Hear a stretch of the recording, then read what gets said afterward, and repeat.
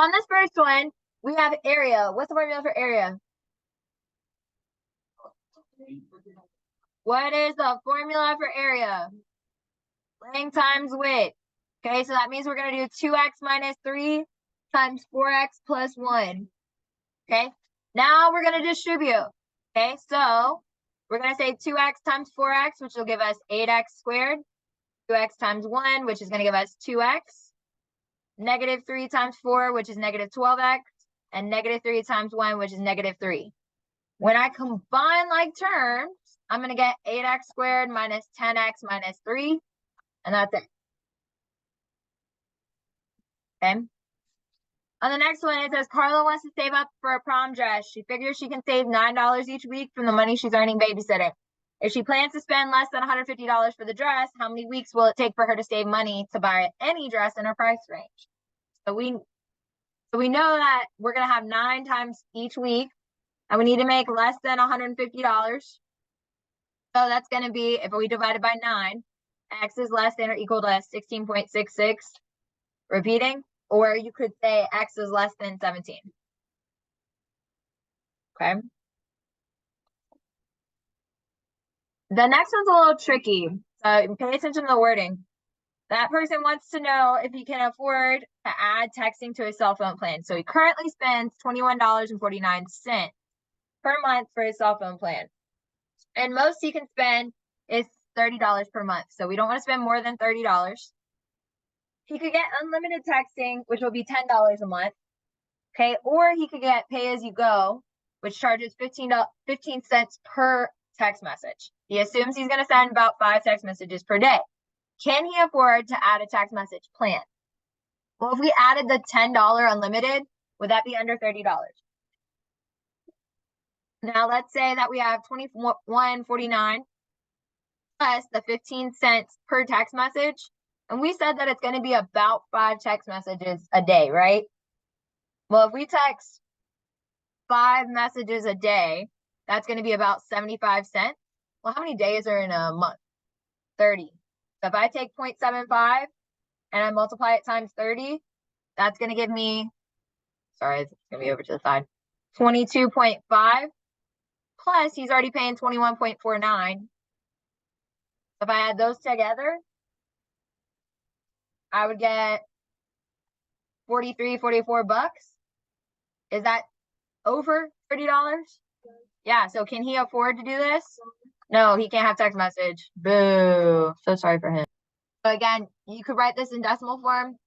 However, you're probably going to see it more often in fraction form.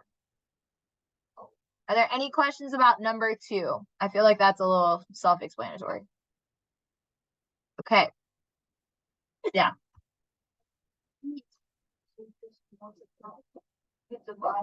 Divide.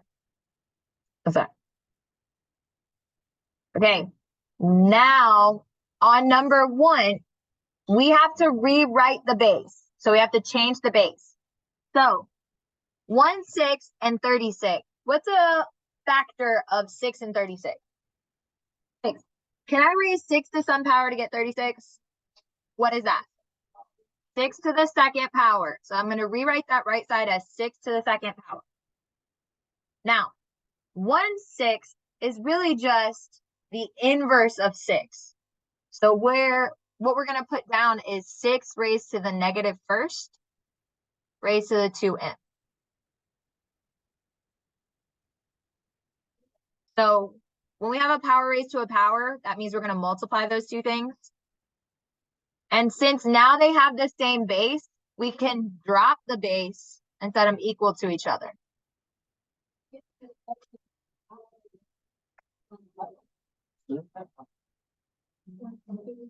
We're going to divide by -2 on both sides. And so m is going to equal -1. The -1 came from the fact that this is a fraction. So that makes it flip. So on number 3, we got to have the same base. So 9 and 3, what's a factor? 3. So 3 to what power will give us 9? To the second power. And we already have a 3 over here. Since they have the same base, we're just going to take what's on the outside. I'm sorry, what's in the exponent, set it equal to each other. What's 2 times -3x? Okay, and then divide by -6. So x would equal -1/2 or -0.5. What?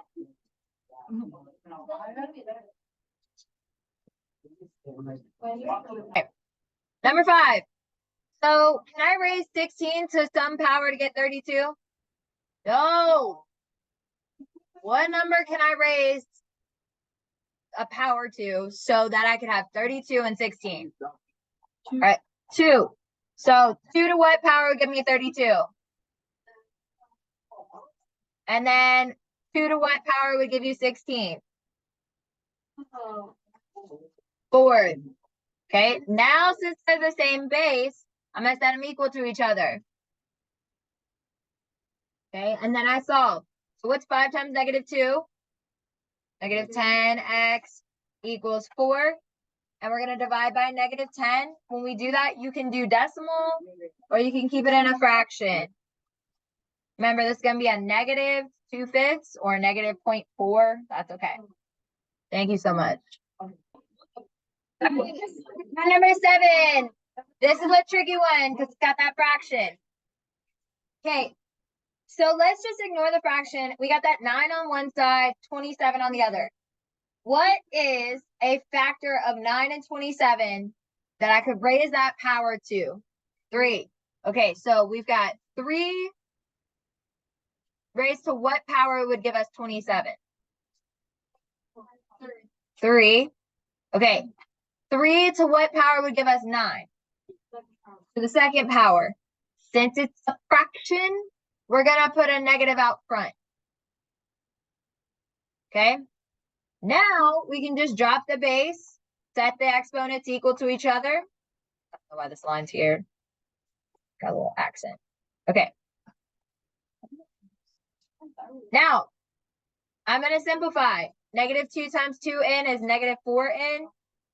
3n over here.